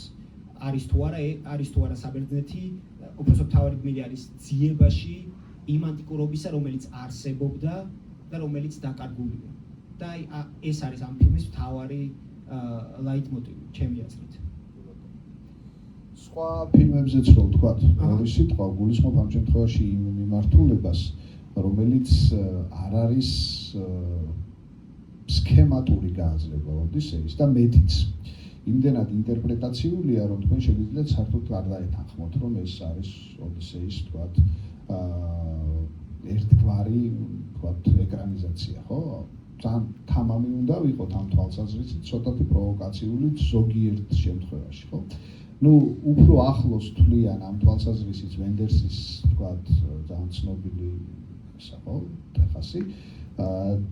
პარიზი ტეხასი, ოღონდ ეს ვთქვათ, სხვა საფრანგეთის პარიზი არის. ხო, საფრანგეთის პარიზი არ არის, ამიტომ არ დავიბინეთ. ძალიან საკულტო ცნობილი ფილმია. არის ფიქრი, რომ შეიძლება ეს იყოს კოენების ძმებო სადახარ და არის ფიქრი იმაზეც, რომ კიდევ უფრო თავზახელაღებულები რო ვიყოთ და რადიკალურები, თუმცა ძალიან ბევრი ხელჩასაჭიდია ამ ფილმში ამისა, განსაკუთრებით ფინალი და ბოლო, რომ შეიძლება ეს იყოს ბერტოლუჩის ძალიან ცნობილი ფილმი ცის საბურველ ქვეშ, სადაც მას საერთოდ ქალი ოდისევსი ყავს გამოყვანილი, ხო? შეიძლება. აი ამ გვარ ინტერპრეტაციებზე რას ვფიქრობ? საინტერესოა, რომ ოდისეა თავისთავად იმდენად ფუნდამენტური სიუჟეტია დაბრუნების ისტორია, რომ კინო და სხვა ხელოვნების დარგები პრინციპში თავისუფლად ითვისებს ამას და არა მხოლოდ ბერტოლუჩის შემთხვევაში, არა მხოლოდ კოენების შემთხვევაში და არა მხოლოდ ვენდერსის შემთხვევაში, პრინციპში ნებისმიერ კინოში შეგვიძლია ამოვიკითხოთ ოდისეის ისტორია, დაბრუნების ისტორია, რომელიც არის ფუნდამენტი აბსოლუტურად ყველა ისტორიის. თუმცა საინტერესო მომენტი არის ის, რომ ოდისეის ეკრანიზაციები ახლა გულისხმობ სქემატურ ეკრანიზაციას. სქემატურს რა ადაპტაციებს? უშუალოდ ოდისეის. ბოლო ალბათ არის ჩვენ მომსმენელს ახსენა უბერტო პაზოლინის. იგივე სათაურის მქონე, როგორც არის იავოლი, ოღონდ მოსტოსი არ დაბრუნება ქვია. ღმერთების ფენომენი საერთოდ არ არის ნაჩვენები. უარს ამბობს ღმერთებზე და ნელ-ნელა პრინციპში შეგვიძლია გადავიდეთ იავოლის შემდეგ და ვინც ყავდა რომელიც სლაიდის ჰქონდა არჩეული. ეს არის კონჩალოვსკის, ანდრეი კონჩალოვსკის, ეს არის დიდი რუსი რეჟისორი, ასევე არანაკლებ დიდი, მაგრამ შედარებით უსახელო ნიკიტა მიხალკოვის ძმა, ეს არის ანდრეი კონჩალოვსკი, რომელიც სავის დროზე წავიდა ჰოლივუდში და 90-იანებში მას თვითონ კოპოლამ შესთავაზა ოდისეის სცენარი. და საინტერესო ის, რომ პირველ რიგში მან პირველ ჯერზე მან უარყო, არ უნდოდა ამის გადაღება, იმიტომ რომ არ მოწონდა ეს სიუჟეტი. მეორე ჯერ შესთავაზეს, მეორე ჯერ უკვე სცენარი წაიკითხა, მაინც უარყო. მესამე ჯერ შესთავაზეს, მესამე ჯერ უკვე რაღაც დაუჭირა, მოუხამი ამ ამბავს და გადაიღო ალბათ ყველაზე გასართობი და ყველაზე სათავგადასავლო ოდისეა, რომელიც რეალურად მიუხედავად იმისა, რომ ამ ფილმში სიუჟეტური ხაზი გასწორებულია, ჩვენ თავიდანვე ვხედავთ ოდისევს, რომელსაც უჭირავს ჩვილი ტელემაქე, მიდის ტროაში და 20 წლის შემდეგ როგორ ბრუნდება. ეს სიუჟეტი მოყოლილი აქვს სქემატურად. და ასევე მგონი ჰომეროსაც კი არ აქვს ეგრე მოყოლილი, როგორც ამას. არა, საქმეს მაგაშია, რომ ჰომეროს და მითის ნაწილი აქვს კლიანად და გაადამიანურების მომენტში, აი ეს დროის გასწორება. ითვლება შეიძლება თუ არა ვთქვათ, რომ აი დროის გასწორების მომენტი, ხაზის გასწორების, ხაზობრივი თხრობის მომენტი უფრო აადამიანურებს შეიძლება მე როგორც თქვი სხვა ტიპის ეკრანიზაციების გულშემატკივარი უფრო ვარ, მაგრამ აი თუ მაინდა-მაინც კლასიკურ ვთქვათ გზაზე ვილაპარაკებთ პირდაპირ მნიშვნელობით ეკრანიზაციაზე, ეს არ არის ცუდი ვერსია ამ შემთხვევაში და მით უმეტეს ამ ტიპის ვერსიებს მე არ ვიცი სხვა შორის როგორი გამოხმაურება ქონდა ამას ვთქვათ ფილმი ნანახება ცხადია, მაგრამ მაინდა-მაინც არ ჩავძიები ვარ როგორი იყო კინოგაყიდვების თვალსაზრისით, ხო? მე ვფიქრობ, რომ მასობრიობის შანსი პარალელურად ამგვარ ფილმს აქვს. და არის კაცი კიდე ერთხელ მე ის არ მინახავს რაც ახლა უნდა გამოვიდეს, მაგრამ მგონია რომ იმაზე უფრო უკეთესი გზა ვიდრე ახლა იქნება ჩვენს წინაშე, რომელიც რა თქმა უნდა ვნახოთ ჩემი აზრით, იმიტომ რომ ყველაფერი სანახავია, რაც გვაინტერესებს, უბრალოდ მე შევაფასებთ მოგვეწონა თუ არ მოგვეწონა. და კონჩალოვსკისთან დროის მსვლელობის მომენტი, აი ის მომენტი, რომ ფილმის ისტორიის მსვლელობის დროს რეალურად გადის 20 წელი ტროას ომის რო ჩავთვალოთ. კონჩალოვსკიმ ამის საჩვენებლად გაჩვენა ჯერ ჩვილი ტელემაქე, მერე დასრული ასაკებს გაჩვენებს ტელემაქის მიხედვით ხვდები დასრული ტელემაქე. ამ ხერხს მიაგნო და ამით გაჩვენა რეალურად რამდენი ხანი გავიდა. ფილმი მართალია ორსერიანია, სატელევიზიო პროექტია, 3 საათი მიდის, თუმცა ფილმების ენაზე 20 წლია. ხო, ფილმების ენაზე 20 წლიანია. ეს ცენტრალური ბირთვის ტელემაქეს ზრდის მომენტი გვაჩვენებს აი ამ დროის სვლელობას და საინტერესოა რა აქ ღმერთები პირდაპირაა მოცემული. პირდაპირ ხედავთ ჰერმეს, პოსეიდონს, რომლის სახეც გრაფიკით გაკეთებულია ზღვაზე ტალღები როგორ მოდის და პოსეიდონის სახე, რაც საკმაოდ არატრადიციული ხერხია ოდისეის ეკრანიზაციებში. ოდისეის ეკრანიზაციებში საერთოდ არ არის ნაჩვენები ღმერთები და ამის ერთ-ერთი თან ძალიან რთულია და რამდენად საჭიროა კინოსთვის. ო, მაგას რომ შეიძლება გაკიჩნდეს. ფილმი, როცა თქვა ან უნდა გადაიღოს ფენტეზი, რომელიც სხვა ჟანრი. და ამას აქვს ფენტეზის ელემენტები. მიუხედავად იმისა, რომ ძალიან დამიწებული და ძალიან ადამიანური სიუჟეტია. ამასთან საინტერესო აზრი არის ის, რომ დასაწყისში ხო ვისაუბრეთ 50-იანების მარიო კამერენის ფილმზე. მაგ ფილმის ერთ-ერთი სცენარისტი ალბერტო მორავია, ცნობილი იტალიელი მწერალი, კინომოყვარულებს გეცოდინებათ იმით, რომ კონფორმისტის, ბერტოლუჩის კონფორმისტის პირველ წლს ჩოჩარასი ავტორი, ჩოჩარასის დიახ.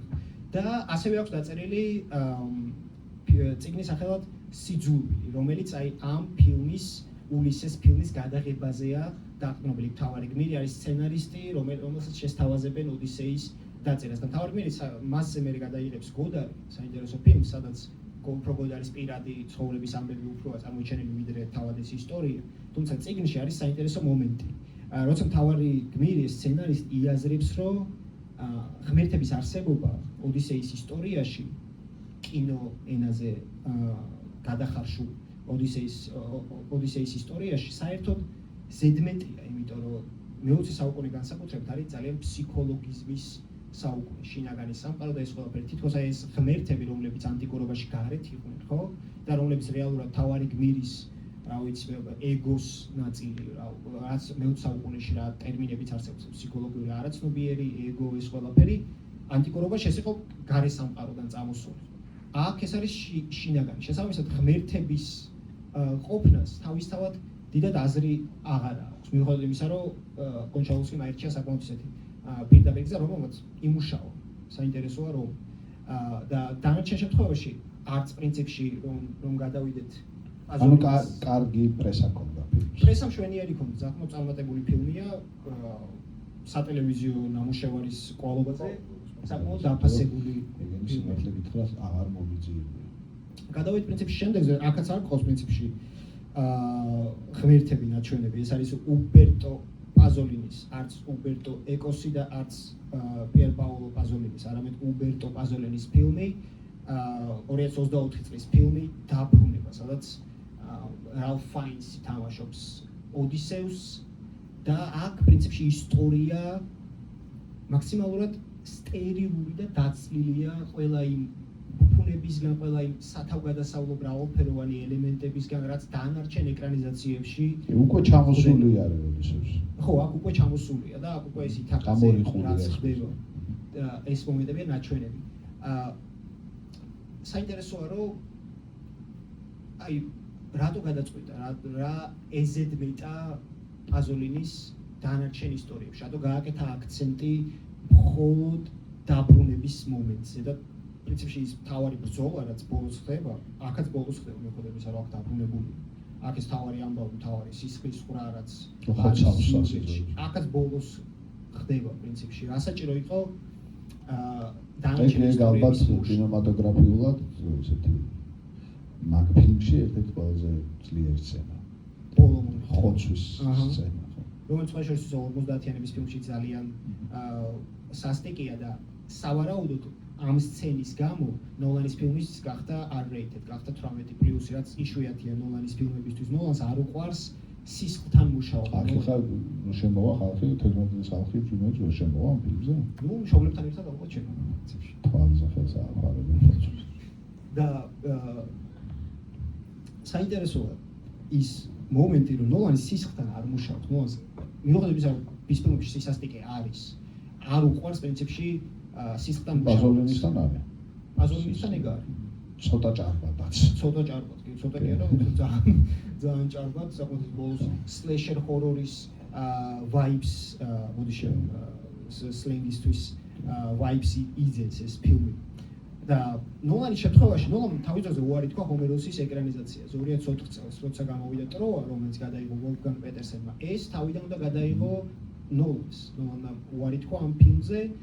რომელიც ალბათ ამ ტიპის მაშინ ხო ფილმი იყო გლადიატორის მერე.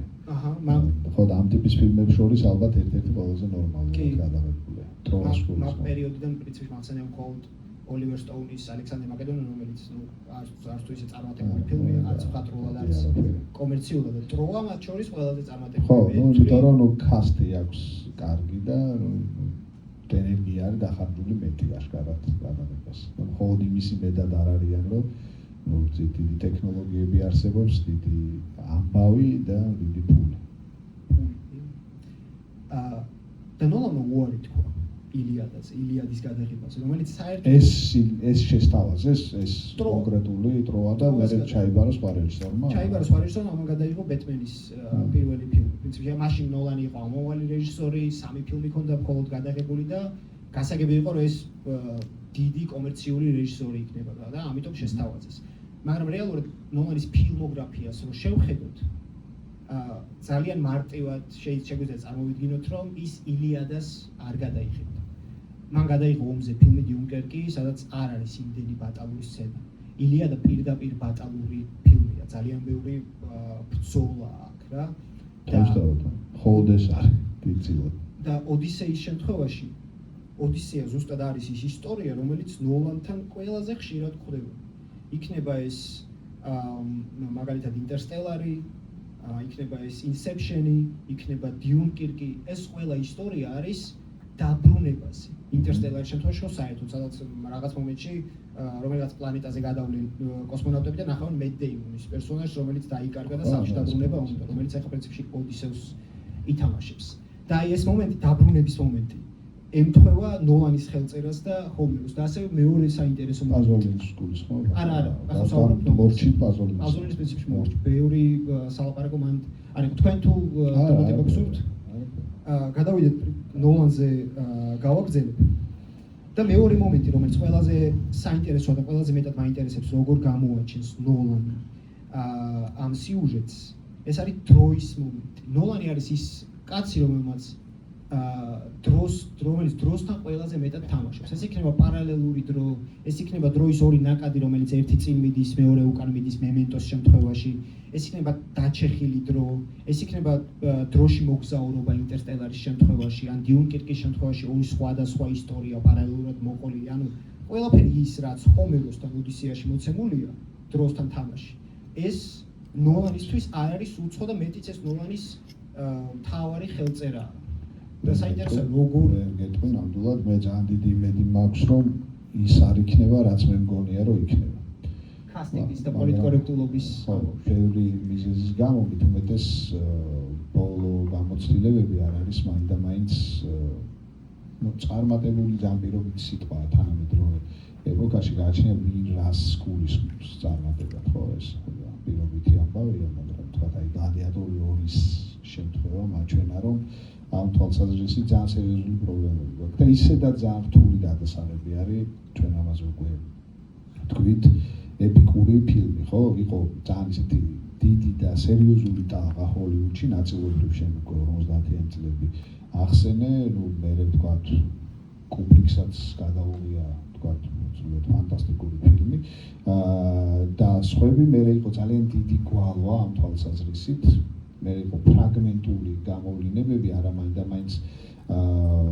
ისეთი ეპიკური ტექსტების ვთქვათ რომელიც ავსია ბატალური სცენებით და კონკრეტულ მითებს ეფუძნება მაგრამ ნუ მაინც რაღაც გამოვლინებები იყო და ნუ საბოლოოდ მე თითქოს ახალი რენესანსი უნდა დაწყებულიყო ისმოვა ვთქვათ ცნობილი გლადიატორი ხო როცა გამოვიდა და რომელმაც ახალი ბუმი შექმნა და ამას მოყვა უამრავი მსგავსი ფილმი რომელიც ნაწილი ახსენე ხო ალექსანდრე და კიდე ძალიან ბევრი ფილმი გამოვიდა რომელთაგანაც უმეტესი ჩავარ მერე უკვე დაემატა ის რომ რეალურად ვთქვათ ამ აღირახსნილი ვოუქიზმის პირობებში რეჟისორებს აქვთ ერთგვარი იძულება რომ ხელოვნურ ვთქვათ ინტერპრეტაციებს მიმართოთ ხო ჩვენ ინტერპრეტაციებს არ გვეშინია პირიქით მივესალმებით და რა უნდა იყოს ვთქვათ ხა იმაზე უფრო რადიკალური ვიდრე ბერტოლუჩის შემთხვევაში ვახსენეთ ხო მაგრამ როდესაც ხდება ადამიანების სცენების მოცემულობების რაღაც კვოტების მიხედვით განსაზღვრა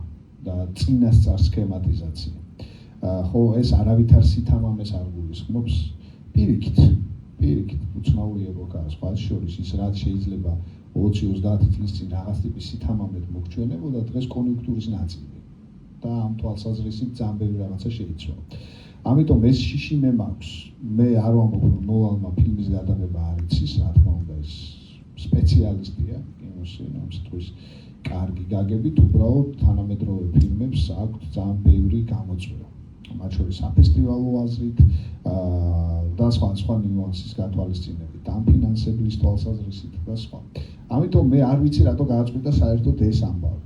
პირველი ამბავი ეს არის. ხო, მე მესმის რომ თემა არის ძალიან კომერციული. ოდისეის გადაღებას ოდისეის გადაღებას გულისხმობ, მესმის რომ თემა არის საყოველთაო კოლექტიური მეხსიერების ნაწილი ადამიანის, როგორც ჰამლეტი და სხვა დამჭერი თქვათ ტიპის ტექსტები, რომელიც ყველა პერიოდის ადამიანმა იცის, მესმის რომ მას აქვს საშუალება რომ თქვათ თანამედროვე სუპერვარსკვლავები გამოიყვანოს და ამით გარკვეულწილად თქვათ დარბაზები გაავსოს იმის მიუხედავად როგორი ფილმია, მაგრამ საბოლოო ჯამში მაინც არ ვიცი რატო გადაწყდა ზოგადად ეს ამბავი. შეიძლება უფრო მეტი ინფორმაცია გქონდეს. ეს პროექტი რატო შეიქმნა? ზუსტად იმ მიზეზით, რამისაც პრინციპში თქვი, რომ ხატრული გაგებით, ინდუსტრიული გაგებით ამას არანაირი კონკრეტული წინა ძღვარი არ აქვს პრინციპში, რატო ოდისეა მანდამონის, თუმცა ნოლანის შემთხვევაში ორი მომენტი. დაბრუნების მომენტი, რომელიც ნოლანთან სულ მეორდება და გასაგები იყო, რომ ბოლოს მივიდოდა იმ ჟანრამდე, მან გადაიღო ადაპტაციები აქვს, კომიქსებზე დაფუძნებული ფილმი აქვს, ომზე ფილმი აქვს, და ფენტეზური დაბრუნებაც. ბიოგრაფიული ფილმიც აქვს. საინჟინრო ფანტასტიკის ნაწილი ალბათ მივიდა ამ ეპიკურ ჟანრამდე, პრინციპში ეპითოლოგიურ ეპიკურ ჟანრამდე, რომლის სიუჟეტი სულ მეორდება მის ფილმებში, ეს ერთ და მეორე ეს არის ამონარევი. კი, ეს არის უკვე ხო შეიცვალა კარტა. ბაზოლინის ის მეგონა ისე. არა, გავუჩერდით, ეს არის ბოლო სლაიდი და ნელ-ნელა პრინციპში ბოლოსკენაც ვივდივართ, იმიტომ რომ ჩვენი დანიშნული დრო ბაზოლინი არ არის იმ ბაზოლინის ნათესავი. არანაირად, კი. ეს გონია და მეც მეგონა კარგახანს, მაგრამ არის ძალიან ცნობილი სხვა რეჟისორის დიშვილი, ვისკონტის. ვისკონტის დიშვილი და ძალიან კარგი ინგლისური აქვს, იმიტომ რომ ბანკერი იყო ლონდონში 10 წელი ჯერ. და ბანკერიდან გახდა მე რეჟისორი. უცნაური ბიოგრაფია აქვს. მოკლედ, ნელ-ნელა რომ შევფუთოთ ჩვენი საუბარი და გადავიდეთ დისკუსიაზე, ბოლოსკენ ნოლანზე პრინციპში თუ რატომ აირჩია, კითხვაზე რომ სრულად გაგცეთ პასუხი, თუ რატომ აირჩია ნოლანმა მან და მაინც ოდისეა, ერთი ვისაუბრეთ ნოლანმა, ხო, ეგეც არ ვიცით, ანუ ნოლანმა აირჩია თუ პროექტი არსებობდა და ნოლანი აირჩიეს. არა, ეს ნოლანის ინიციატივა ყველა შემთხვევაში, პრინციპში არ დადასტურებული ამბავია, იმიტომ რომ ნოლანი თვითონ ჩაუჯდა ყველა თარგმანს და ნოლანი ის ტიპია, რომელიც ბოლომდე მუშაობს, ბოლომდე უჯდება მასალას და მაქსიმალურს იღებს, რომ ყველაფერი მოიძიოს ამის შესახებ. არსებობს სხვადასხვა ჭორი, რომ მან ყველაზე ვოუკ თარგმანი აირჩია ოდისეის. ვოუკი თარგმანი? ემილი ვილსონი არის ესეთი და ითვლება, რომ ეს არის ყველაზე ვოუკ თარგმანი ოდისეის. საინტერესო იქნება. სადაც ეგეთ თარგმანებიც თუ არსებობდა. თუმცა ნოლანი არ არის ის ტიპი, რომელიც აი კონკრეტულ ერთ ვარიანტზე შეჭრდებოდა, რა თქმა უნდა, რამდენიმე თარგმანს ოდისეუსი არის NGO-ს ბუღალტერი თუ რაღაცა ეგეთი, კი, NGO-ს ბუღალტერი და პენელოპე უფლებების დამცველი არარსებული არსებების. და პრინციპში ნელ-ნელა ბოლოსკენ გავიდეთ, დროსთან თამაშზე ვისაუბრებ, პრინციპში ხდება ოდისეასთან და ოდისეაში და ნოლანისთვის ეს ძალიან მნიშვნელოვანია. ჩვენი დანიშნული დრო ნელ-ნელა იწურება და გადავდივართ დისკუსიაზე. კითხვები თუ გაქვთ, შეგახსენებთ, რომ ეს უნდა გადავაწოდოთ მიკროფონი რომ დავიდოთ. ჩვენი კოლეგები დაგვეხმარებენ ერთ მიკროფონს მივცემ და მე ჩემი აიღეთ რახან ალბათ.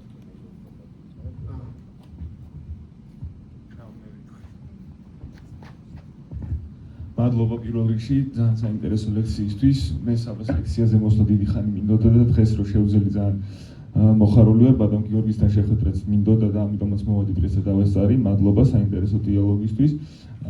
რისი თქმა მინდა პირველ რიგში ახლა რატომ გონია რომ ეშინიათ ნოლანის ოდისეას იმ ადამიანებს ვინც ლიტერატურასთან ძალიან ახლოს არის და ბევრისგან გავიგე უკვე რომ ლიტერატორები ნაკლებად აღიარებენ კინო ადაპტაციებს და ფიქრობენ რომ ვერასდროს ვერ გამოვა ისეთი როგორც უნდა იყოს. ამ შემთხვევაში ვიცით რომ ნოლანი იღებს თავიდან ბოლომდე IMAX-ის კამერებით ამ ფილმს და რაღაც პრაქტიკული ეფექტებით გააკეთა 60 ფუტის სიმაღლის ციკლოპია, ყველაფერს აკეთებს ისე რომ მაქსიმალურად სანახაობრივი გამოვიდეს ეს ფილმი. და გათვლაც არის ეგ რომ სანახაობრივი უნდა იყოს. პირველი რეაქციებიც ახლა რომ დაიდოთ ნახით პირველი პრემიერა რომ გაიმართა სხვადასხვა ქვეყნებში, ეგ კომენტარები გააკეთეს რომ ვიზუალურად არის საოცარი სანახავი ფილმი რა. ისეთი როგორც ჯერ არ ყოფილა არც ერთი სხვა ეკრანიზაცია და ნოლანის ფილმებს შორისაც ამბობენ რომ ვიზუალურად ყველაზე შთამბეჭდავია. ამის გამო ხო არ შეიძლება ნოლანმა დაკარგოს ის გული ესე ვთქვათ რაც ოდისეას აქვს და აი ამ ვიზუალურ ეფექტებში და აი ამ ვიზუალური მონუსხვით მაყურებლის ხო არ შეიძლება გაეპაროს ის შინაგანი დეტალები რაც ეხლა თქვენ ისაუბრეთ და რაც სხვა ეკრანიზაციებში ესე უხვად არისო და მაგ კონტექსტში ვიტყოდი იმას რომ ნოლანს აქვს უნარი შექმნას როგორც ვიზუალურად შთამბეჭდავი ფილმები ასევე შინაარსობრივადაც და ემოციურად დატვირთული და ზუსტად თუნდაც ინტერსტელარის მაგალითი რო ახსენეთ რა ინტერსტელარში არის ეს ვიზუალური მრავალფეროვნება და მართლა საოცარი ვიზუალები და თან აქვს ის ემოციური მომენტი რის გამოც ყველას ახსოვს ეს ფილმი ყველა მიცის და ერთ-ერთი ფილმი რომელიც ბოლოს გამოდა ტენეტი ზუსტად მაგ მიზეზით იყო დაწუნებული რომ შედარებით ეს ემოციური და გული რაც აქვს ფილმს ეს დააკლდაო რა და ვიზუალურად ნუ ვიცით ყველამ რაც იყო და ამ შემთხვევაში მე მგონია რომ ეგ მიზეზი კასტ და რაღაც არ შევეხები ამ შემთხვევაში ეს ყველამ ვიცით რომ რაღაც დეტალები არის რომელიც შეიძლება და სხვანაირად ყოფილიყო მაგრამ აი შინაარსობრივ ნაწილში რომ ბევრისგან გავიგე უკვე რომ აი ამ პრაქტიკული ეფექტების ვიზუალებით აი ამ ჩახარჯული ენერგიის გამო შეიძლება რომ აი შინაარსობრივად ვერ იყოს ისეთი როგორიც უნდა იყოს ოდისეა როგორც აი ეს ღრმა ისტორია და ის საიდანაც მოდის რეალურად ყველაფერი რა ამ პირველი ესე ვთქვათ ეს ნამუშევარი ამიტომ მე მგონია რომ ამ ნაწილში შეძლებს ნოლანი რომ არა მარტო ვიზუალურად თამბეჭდავი ფილმი შექმნას არამედ აი შინაგანი ემოციები კავშირი აი ამ პერსონაჟებს შორის რომელიც სხვა ფილმებში უკვე აქვს კარგად გადმოსცეს რა ეს ერთ-ერთი ნაწილი იყო რაზეც მოვისმინეს სხვა ადამიანებისგანაც რომ აქვთ იმის შიში რომ შეიძლება ფილმი არ გამოვიდეს კარგი ამ შემთხვევაში და ამიტომაც მინდოდა ეს მეთქვა რომ ჩემი აზრით ეს არ არის ნოლანთან პრობლემა სხვა რეჟისორთან შეიძლება იყოს პრობლემა რომელსაც ნაკლებად შეუძლია რომ ეს ვიზუალურად და შინაარსობრივად ერთნაირად კარგი გამოვიდეს ფილმი და ნოლანის შემთხვევაში მგონია რომ ესე არ იქნება მადლობა მადლობა აზრის გაზიარებისთვის და პრინციპში კითხვისთვის რომელიც შედგებოდა იმაში რომ დაკარგავს თუ არა ნოლანი ამ ხელა ბიუჯეტით და ამ ხელა პრაქტიკული ეფექტების აშენებით იმ შინაგან სამყაროს გადმოცემას რაც ამ ისტორიაში არის და რაც სხვა ეკრანიზაციებში იყო რომელიც ეგან ახსენეთ რა ნოლანის ფილმოგრაფია რო გავითვალისწინოთ რაც გვაქვს პრინციპში ერთადერთი რაც შეგვიძლია ფილმი თვითონ არ არის ჯერ გამოსული და მასზე ვერ ვიმსჯელებ თუმცა ნოლანის ფილმებს შეგვიძლია გადავხედოთ და ვნახოთ სად დაუშვა მან შეცდომა ნოლანი როგორც უკვე თქვი არის რეჟისორი რომელსაც უყვარს კონსტრუქციებთან თამაში იქნება ეს ვიზუალური კონსტრუქციები როგორც Inception-შია მაგალითად როცა სიზმარი ნაჩვენებია როგორც წითელი ოთახი რომელიც ტრიალებს კიდევ ან დროითი კონსტრუქციები ხო Memento-ში იგივე Inception-ში Interstellar-ში და როცა ის იჭერს ზღვარს დრამატურგიას და ფორმას შორის მაშინ მაგ მომენტში ეს აკეთებს ძალიან გამართულ ნაბიჯს თუმცა აქვს გადამლაშების მომენტი როცა მან ეს დროითი კონსტრუქციები იმდენი დააშენა ფილმზე რომ დაიკარგა პერსონაჟი ეს არის ტენეტში არ არსებობს პერსონაჟი ტენეტში პერსონაჟებს არ აქვს თავის განსაზღვრელი ხასიათი სოფხედველობა არაფერი ის უბრალოდ ასრულებს დავალებას წავა მომავალში რომ აფეთქებას ხელი შეუძლია სახელიც არა აქ იდი თავარ პერსონაჟს პროტაგონისტია და ეგ შეიძლება ჩანაფიქრი იყოს რა თქმა უნდა მაგრამ იმდენად გაერთო ამ დროითი კონსტრუქციით იმდენად გაერთო ფორმით რომ ზუსტად შინაარსი აი ეგ იგულისხმებს ზუსტად შინაარსი ჩავარდა ზუსტად ოდისეაში არის ეს მასალა ფორმაც და შინაარსიც და წინასწარ რომ ვიმსჯელოთ მე ვფიქრობ რომ გაართმევს თავს მე პოზიტიურად ვარ განწყობილი ფილმის მიმართ მიუხედავად იმისა რომ გასაგებია კასტის პრობლემა გასაგებია კოსტუმების პრობლემა რომელიც საერთოდ არ ემთხვევა იმ ეპოქას თუმცა როგორც უკვე თქვი ოდისეა არის ზუსტად ის ფილმი ზუსტად ის ისტორია რომელიც ნოლანმა უნდა გადაიღოს რომელიც ნოლანის ხელწერაში ჯდება ამიტომ ეგ იქნება პრინციპში ჩემი იმპროვიზირებული პასუხი მადლობა კითხვისთვის კი ბატონო მადლობა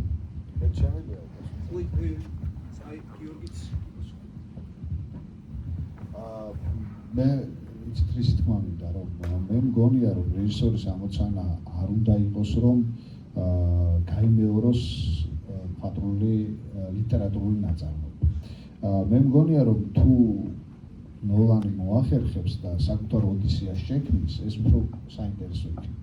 ოღონდ ეს არ უნდა იყოს კიდე ერთხელ ხელოვნური და კონიუნქტურით დაგარნახული. სხვა ტიპის ინტერპრეტაციებს ჩვენ მივესალმებით და კიდევ ერთი ამბავი რაც აუცილებლად უნდა ითქვას ფილმის სასარგებლოდ, ზოგადად კინემატოგრაფის სასარგებლოდ, რომ თლად ეგრე არ არის საქმე, რომ კინოს არ შეუძლია ლიტერატურის ინტერპრეტაცია. და მეტიც ხო, ჩვენ მგონია შემთხვევები, როდესაც პირიქით, ზოგის აზრით პირიქით კარგად რო ვთქვათ, ფილმმა გადააჭარბა თავის პირველ წყაროს. ყოველ შემთხვევაში პოპულარობით და მეორე მხრივ მოახერხა ის რომ თვითონ ეს პირველ წყარო გააცოცხლა, ხო? როგორც არის მაგალითად გუგლის ბუდეზე სხვა გადაფრენდა ახალი თარგმანი ძველ თარგმანში არის ვიღაცა გუგლის ბუდეს გადაუფრენა, ხო? განცნობილი ტექსტი კემპიზის, რომელიც ფორმალმა რო გადაიღო, რეალურად მე გახდა მსოფლიო ლიტერატურის ნაწილი, ხო?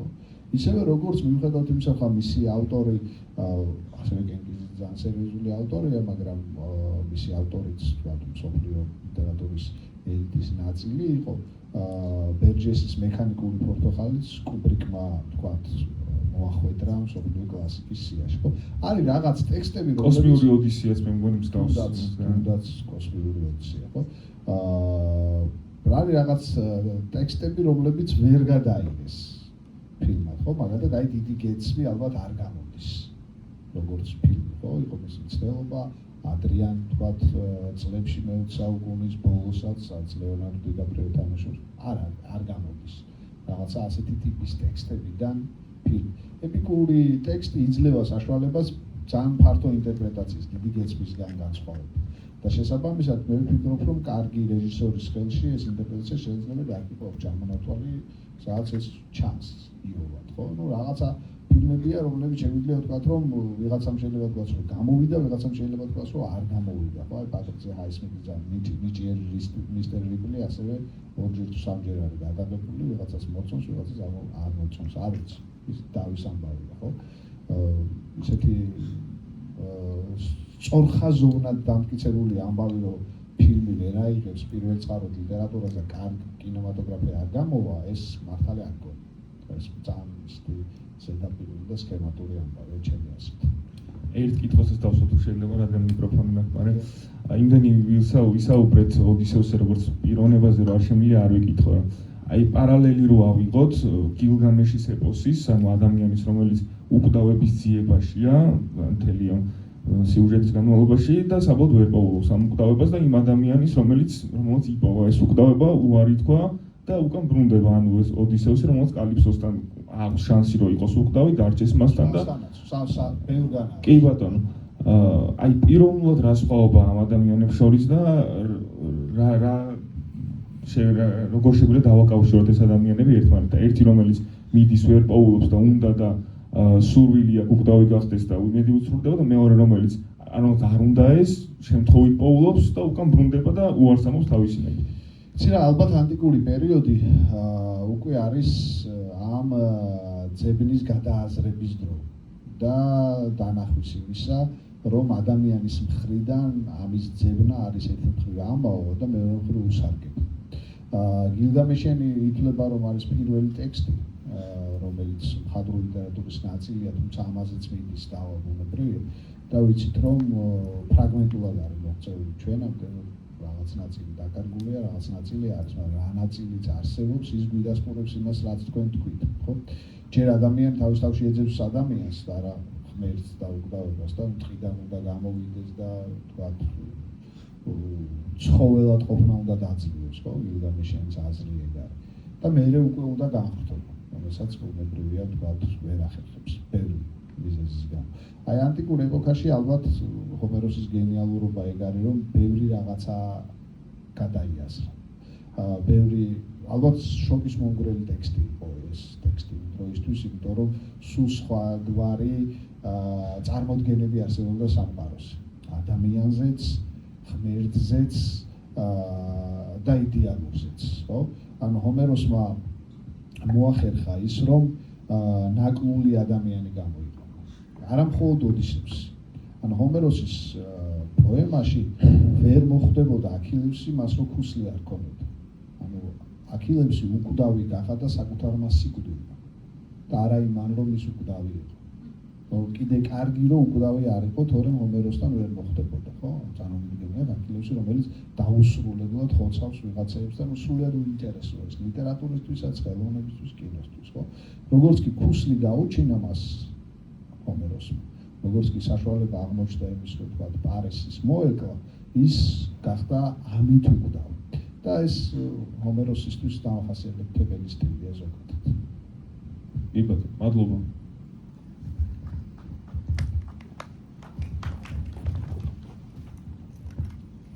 გამარჯობა. პირველ რიგში მადლობა ეს საინტერესო საუბრისთვის. რამდენიმე შეკითხვა მექნება. მადლობა ესეთი საუბრის კიდევ ერთხელ გამეორდები, იმიტომ რომ ნოლანის კინემატოგრაფიასაც თუ ისე ვიცნობ და ახლა ვკითხულობ ილიადას შუაში ვარ უკვე და ოდისეაზეც წარმოდგენა მაქვს შექმნილი საკმაოდ კარგად. და ეხლა როდესაც თქვენ ეს კარგად ისაუბრეთ ნოლანის შემოქმედებაზე, ფილმები კარგად დავაკავშირე, ან თავიდან ძალიან სკეპტიკურად ვიყავი განწყობილი მეც ოდისეაზე, იმიტომ რომ არც კასტი არ მომწონს და არც კასტი არ მომწონს უფრო მეტწილად.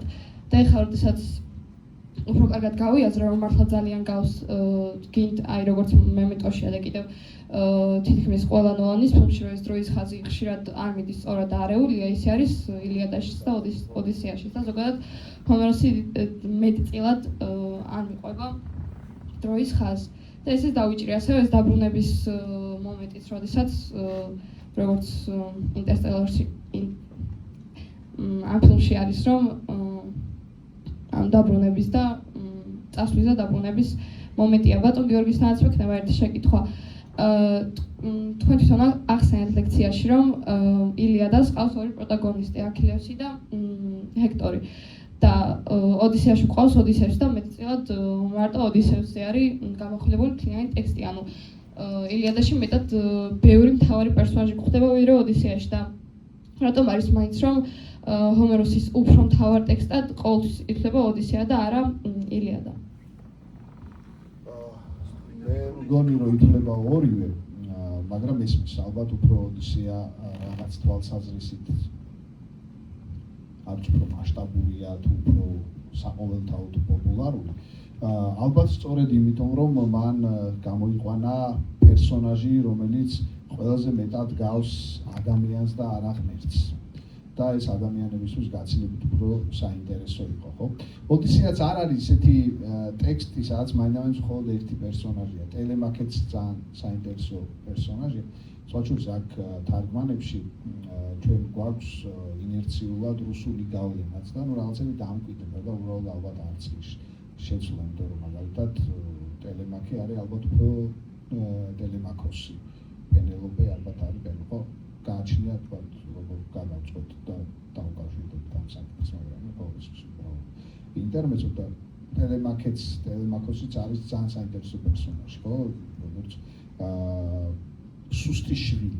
ეს ამიშოვანი ნაწილია, იმიტომ რომ როგორც წესი ლიტერატურა მერეც დიდწილად თქვა ამ თვალსაზრისით სწორხაზოვანი არ არის, ხო? არიან შვილები, რომლებიც კლავენ მამებს ლიტერატურაშიც, კინემატოგრაფშიც, ან ამარცხებენ, ან ჯობნიან და ეს ითვლება განვითარების მნიშვნელოვან ნაწილად, დაუცლებელ ნაწილად და ხდება პირიქითაც, ხო? ვიცით რომ რაღაც ტექსტები აქეთაც ძალიან პოპულარულიაც მათეო ალკომოსფერ. ხუხების ბერიგოჩა რაღაც ბევრი ტექსტი, რომელიც შეიძლება ამაზე გაგვახსენდეს, ხო? არ არის ძალიან საინტერესო პერსონაჟი, იმიტომ რომ წესით ეგეც არის ოდისევსის მასშტაბის ტიპი, რომელიც კარგად აჩვენებს, რომ ადამიანი გარდა იმისა, რომ ხეებს გლეჯს და 7000 კაცს მოგლავს და არწივებს დახოცავს და ღმერთებს ერკინება და რასაც შვებოდნენ, ხო? აი ჰერკულესური გმირები, როგორიც არის, ამის გარდა არის ასეთიც. და ეს ძალიან მნიშვნელოვანი ამბავია რა. ამიტომ ხო, ძალიან ბევრი ისეთი ამბავია, ოდინის ამბავი, ბევრი რაღაცა არის ისეთი, რომელიც შეიძლება ძალიან განსხვავებული ყოფილიყო ადამიანისთვის. ხო, იქ მაინც როგორ რაღაცა, ხო, ანუ ეს კლასიკური ამბავი, რომელიც რეალურად მერეც წინამორბედდება მსოფლიო ლიტერატურამ, რა ინდიურ რომანში სხვაგანაც რომ უნდა მოიტაცო ქალი, რომელიც თქვათ არის სხვაგან და ეს არის მთავარი განცი, ხო, რაღაცა გრაალური ტიპის ამბავი, მარტო ქალს ამბობს ეს ამბავი. რა თქმა უნდა, ნუ მე ამისთვის ვიღაცებს უნდა შეერკინო, უნდა გადალახო, დაამარცხო, ძალიან საინტერესოა ესეც და ძალიან მნიშვნელოვანი, მაგრამ ნუ როგორც აღმოჩნდა ის და იქაც კი რეალურად განსაზღვრელი პერსონაჟი მაინც ოდისევსია.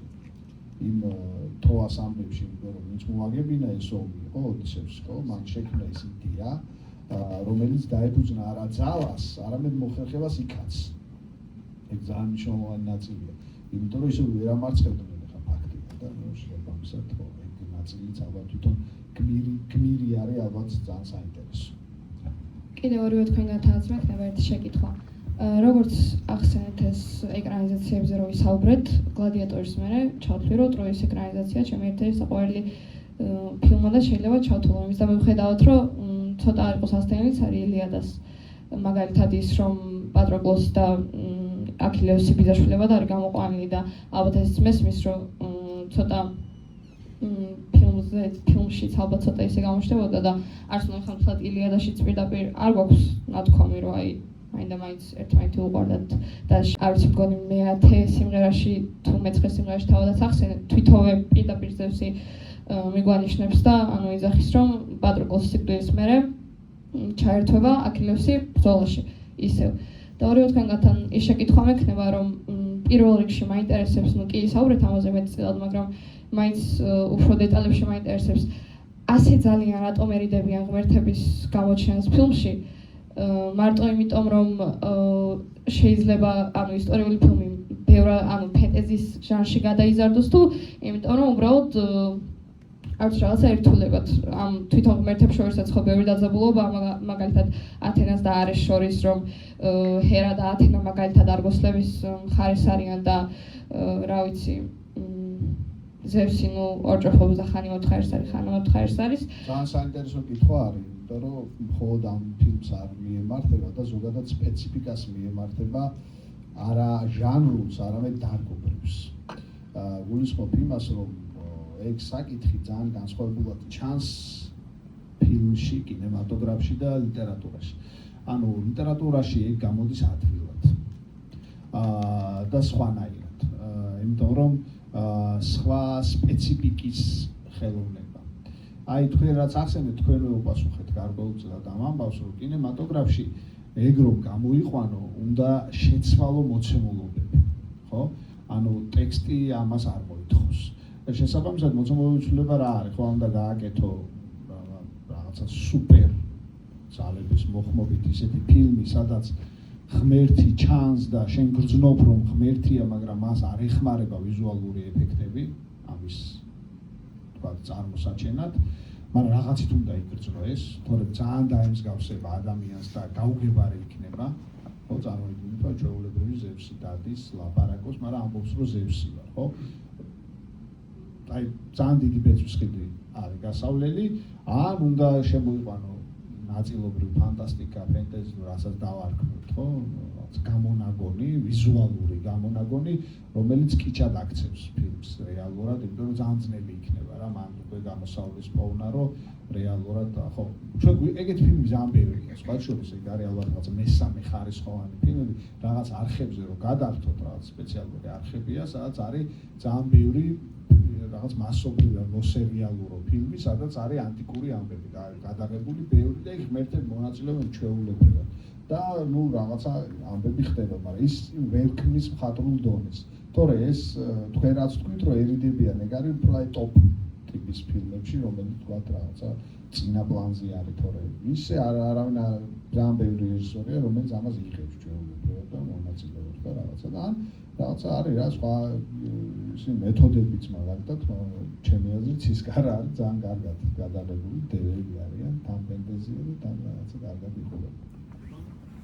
იმის და მიუხედავად რომ ანუ მაინდა-მაინც ძალიან მკვეთრად არ განსაზღვრავს თვითონ ეს ილიადაში ღმერთების ორჭოფობა და ანუ ეს ღმერთების საუბრები ცალკე და ღმერთების დავა თვითონ თავარ სიუჟეტს, რა თქმა უნდა ერთ-ერთი მამოძრავებელი წერტილია, რომ ყველაფერი ღმერთების ნებით ხდება ამ პოემაში, მაგრამ ცოტა არ ფიქრობთ, რომ შეიძლება სიუჟეტის ბოლომდე გადმოცემასაც უშლიდეს ის ყველაფერი, რომ მაგალითად როა ვიღოთ, არ არის ეს ღმერთების თემა ცოტა უფრო საერთოდ არ არის თითქმის გამოტანილი. და მგონი ბოლო სცენაშია უბრალოდ აპოლონი ჩანს, რომ პარისი აპოლონის მეშვეობით მოახვედრებს ამისარს ქუსლში აქილევს. და იმის და მიუხედავად, რომ რა თქმა უნდა თავარ აზრს და რაც არის ილიადას მთავარი აზრი, რომ აქილევსის და ეს სექტორი შეკინება და ეს ყველაფერი ძალიან კარგად ჩანს ამ ფილმში. მაინც ვფიქრობ, რომ ეს რამენაირად მაინც რო ყოფილიყო უფრო წინა პლანზე წამოწეული ეს ღმერთების მომენტიც ბევრად არ ვიცი უფრო კარგად გადმოსცემდა რეჟისორი, ანუ ამ ამბავს მოკლედ ამ ტროის ომს და მაინტერესებს არ ვიცი ეგ ინფორმაცია არ მაქვს არც ოდისეაში არ იქნება ეს ღმერთების პოსეიდონი ხო დაშის ასე ვთქვათ ოდისევს და მაგის გამო უწევს 10 წელი რომ მივიდეს სახლამდე და ისე ვიპოვოს საკუთარი თავი და ნუ ამ მარტო სახლის პლანში ხო მარტო სახლის პლანა არ არის ეს მატერიალურად ამ საკუთარი თავის პლანს ხო იგულისხმება და ანუ არის ეგ ღმერთების თემა უფრო წამოწეული იქ ნოლანის ფილმში თუ არ არის ცნობილი? ჯერ არ გამოსულა. ხერხებით ისე. დიახ, ჯერ არ გამოსულა ეს ვიცი, მაგრამ არის თუ არის ცნობილი, ანუ მაგაზე არ აქვს ინფორმაცია. ცნობილი არ არის და არც დადასტურებული არ არის, რომ არ იქნება. თუმცა კინოგრამატიკით, კინოენით რო შევეცადო იმპროვიზირებულად ამ კითხვაზე პასუხის გაცემა, თუ რატო არ არიან მითოლოგიური ღმერთები წარმოჩენილი ფილმში, ლიტერატურაში სიტყვა იძლევა იმ აბსტრაქციის საშუალებას, რომ თუნდაც ანთროპომორფული, თუნდაც ადამიანის მაგვარი არსება წარმოაჩინო, დააყენო ადამიანის გვერდით და მათ შორის დისტანციას ხედავდე. სიტყვა ამ აბსტრაქციის საშუალებას იძლევა და ფილმი არის პირველ რიგში ვიზუალი.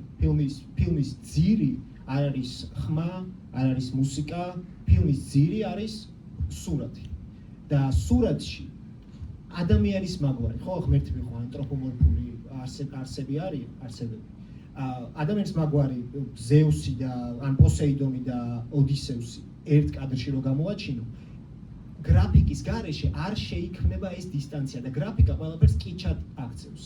თუმცა კინოს აქვს ის მეთოდებიც, როგორ უნდა გამოაჩინოს ღმერთი, ოღონდ ამ შემთხვევაში გულისხმობ რელიგიურ ღმერთს და არა მითოლოგიურს. მაგალითად, იგივე ეპოქიდან რა ეპოქაშიც არის გადაღებული ულისე 50-იანების ეპოქა, არის ფილმი ბენ-ჰური, სადაც ღმერთი იესო ქრისტე ნაჩვენებია და ეს აბსტრაქციის მომენტი კინოენაში ნაჩვენებია იმით, რომ ღმერთი ჩანს ნაწილობრივ. ჩვენ ვხედავთ მხოლოდ პირველ რიგში მხოლოდ მისი სხეულის ნაწილს, ჩვენ ვხედავთ მის სახეს, ვხედავთ მის ზურგს და მეორე რიგში ვხედავთ მის გავლენას კადრში, როგორც რის კადრს მისი ძალა, მისი სიკეთე, ამ შემთხვევაში ბენ-ჰურის სცენის შემთხვევაში.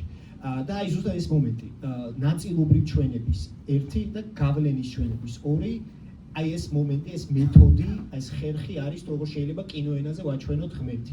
მითოლოგიური ღმერთების შემთხვევაში, რომლებიც ძალის გამოვლენის და აი რელიგიური ქვეტექსტის გარდა ასევე არის შინაგანი სამყაროს, ღმერთს გმირის შინაგანი სამყაროს წარმოჩენა.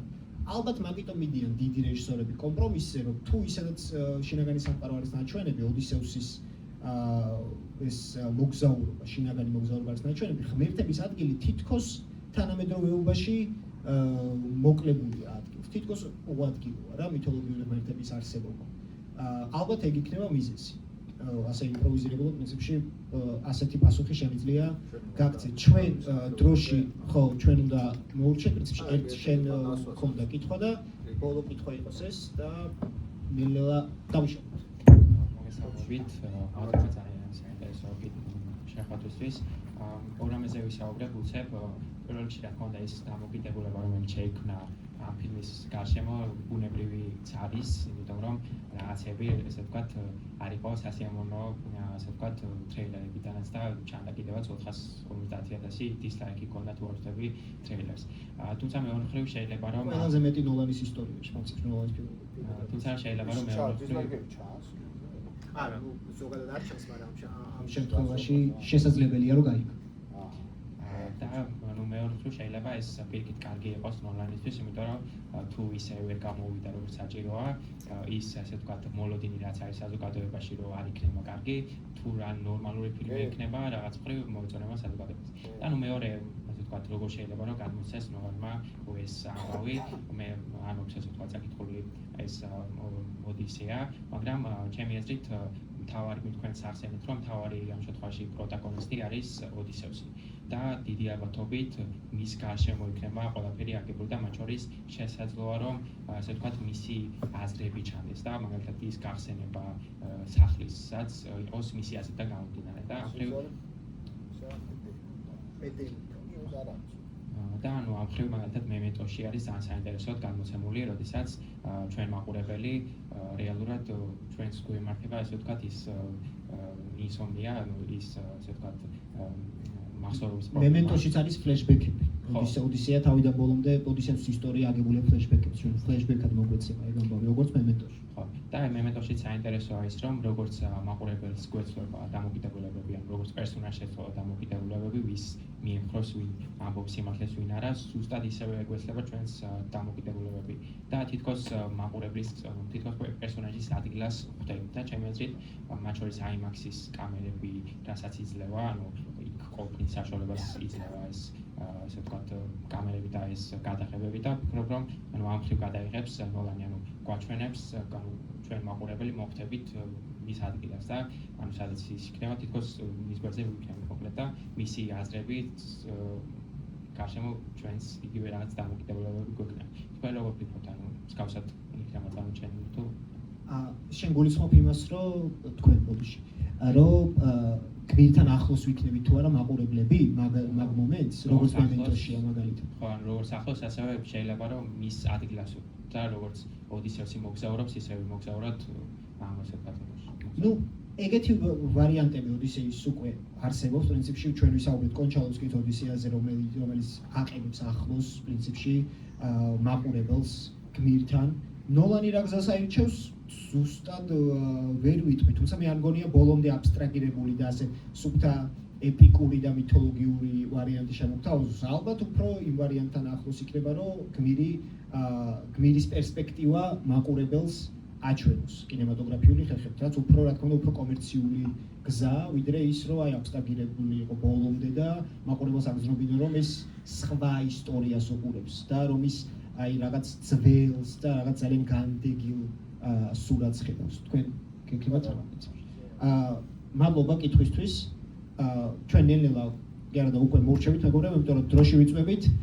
პოსტერებსაც გადმოგცემთ დიდი სიამოვნებით. ძალიან დიდი მადლობა დასწრებისთვის. გიორგი, ძალიან დიდი მადლობა მონაწილეობისთვის და პრინციპში დასრულდა ჩვენი საუბარი. დიდი მადლობა კიდევ ერთხელ. დიდი მადლობა თქვენ.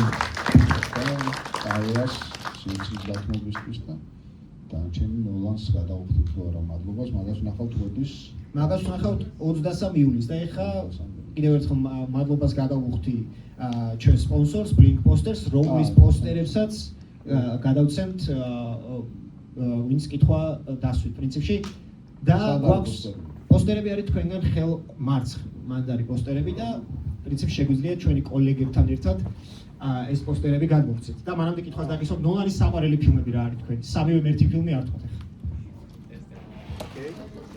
ახლა ოკეი შენი საყვარელი ოკეი მემენტო პრესტიჟი ინტერსტელარი ის რა უნდა მივცეთ ახლა